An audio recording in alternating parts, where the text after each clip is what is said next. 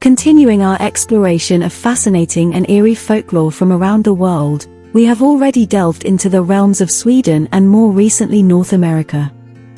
However, for today's episode, we won't have to venture far. As per the enthusiastic demand from our viewers, we will be delving into the captivating realm of Native American folklore.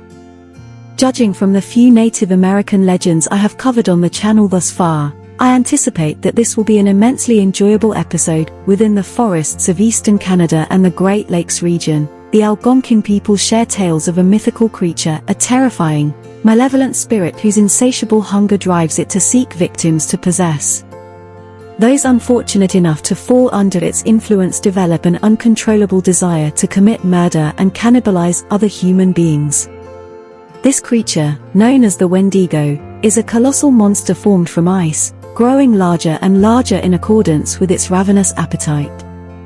Its presence is signaled by a bone-chilling chill, transforming even the gentlest breeze into a petrifying gust. The air becomes permeated with a stench reminiscent of death itself, for wherever the Wendigo roams, destruction follows. Symbolizing greed, famine, starvation, coldness, and corruption, the Wendigo, at its core, retains some semblance of humanity, albeit grotesquely amplified, a dark, twisted, and terrifying embodiment of mankind's vices and hardships. For those interested in a more detailed explanation of this creature, I have provided a link in the description.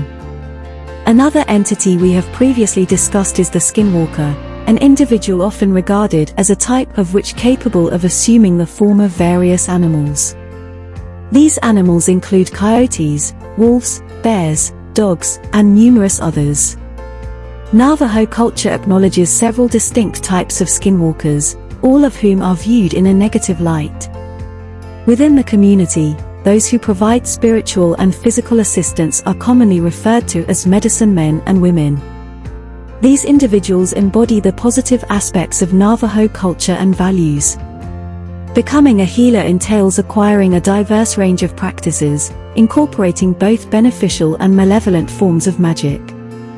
In stark contrast, skinwalkers represent the polar opposite. While they may have once been medicine men and women, they succumb to the temptations of evil and nefarious arts. The weight of this power proves too burdensome for some, drawing them toward the allure of twisted and dark ceremonies. Consequently, they become corrupted and transform into witches. During daylight hours, these skinwalkers may skillfully conceal their true nature within the tribe, only to reveal their wicked acts under the cover of night. Stories and legends surrounding skinwalkers hold significant importance and are rarely discussed with outsiders. As a result, the process of becoming a skinwalker remains shrouded in mystery. Some theories suggest that, in exchange for such power, one must engage in a truly monstrous ceremony, an irredeemable act, such as taking the life of a close family member.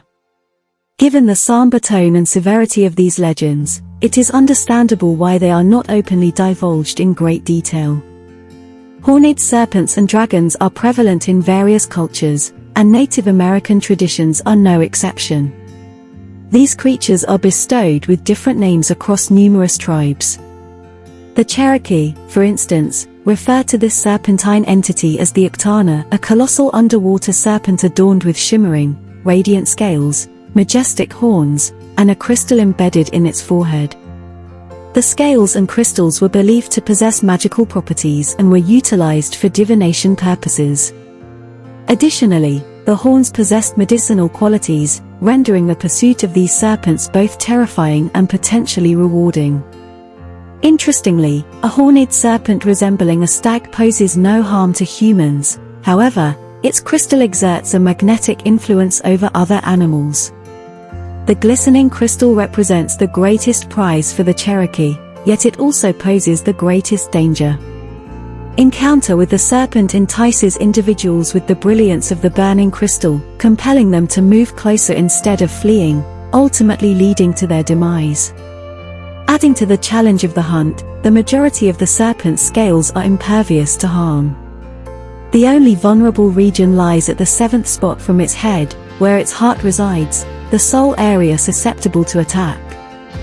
Some accounts recount stories of these serpents being repelled and vanquished by the thunderbirds, seamlessly transitioning us to our next creature. Similar to the horned serpent, the thunderbird was believed to inhabit the Great Plains and the Great Lakes region.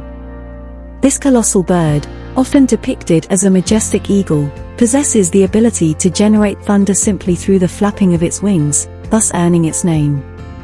In some narratives, the thunderbird also commands control over rain and other elemental aspects of weather.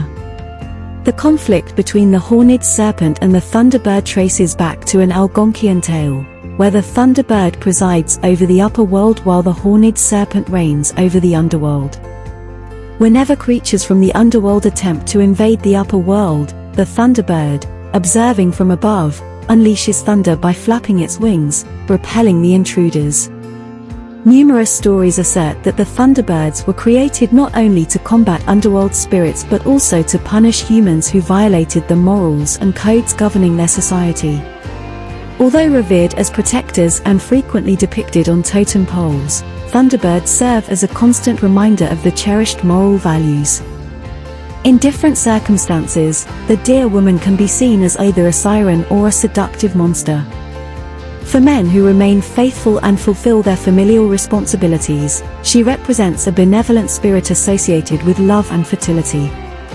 However, those who harm women and children encounter a completely different creature, a vengeful monster that lures and seduces these men, only to brutally murder them for their wrongdoings. Some believe that encountering the deer woman initially serves as a warning, signaling the need for personal change. Ignoring this warning would result in a final encounter with the deer woman, which could be fatal. To punish these unfaithful men, the deer woman conceals herself behind bushes or trees, calling out to them. Only when they approach, enticed by the voice of a beautiful woman, do they realize that she is not entirely human. By that point, it is too late, as she uses her hooves to trample and stamp her victims to death. The story of the deer woman carries a message about not taking advantage of and mistreating those who care about you. The irony of being punished by a deer woman who literally tramples all over you is quite fitting. Another intriguing figure in Cherokee folklore is Spearfinger. She is depicted as a woman with stone-like skin and an elongated razor-sharp finger on her right hand, which she uses to slice open her victims. Spearfinger roams the trails and rivers surrounding the Great Smoky Mountains in Tennessee and North Carolina. It is said that her haunting humming of a favorite song echoes throughout the mountains, scaring away nearby wildlife. While nobody is safe from her, Spearfinger particularly targets children, often disguising herself as their family members to deceive them. She can also assume the appearance of a helpless elderly woman. Those who kindly offer her assistance soon regret their decision. Defeating Spearfinger proves to be an almost insurmountable task due to her impenetrable stone-like skin. Arrows and other sharp weapons merely bounce off her. However, the Cherokee tribes unite and develop a plan to finally kill Spearfinger with the guidance of a medicine man. They dig a large pit and create a bushfire using green saplings to attract her attention. Disguised as an elderly woman seeking help, Spearfinger comes to the village. The hunters soon see through her disguise and launch their attack. However, the spears thrown at her bounce and ricochet, further enraging Spearfinger. She gives chase to the hunters and unwittingly falls into the pit that was prepared for her. Even with her trapped, the Cherokee remain uncertain about how to kill her. At this moment, they notice the once terrified birds that were afraid of Spearfinger flying down to offer assistance. One bird begins to sing, and its melody translates to the word heart.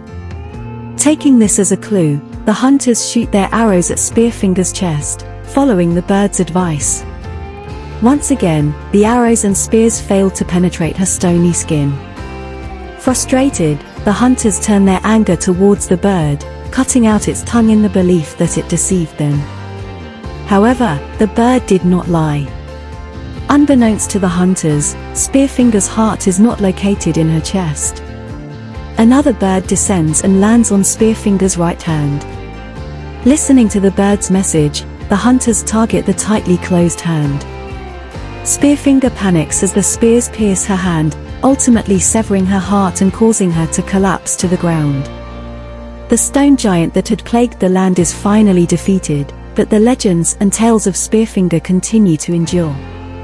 And with that, today's episode concludes.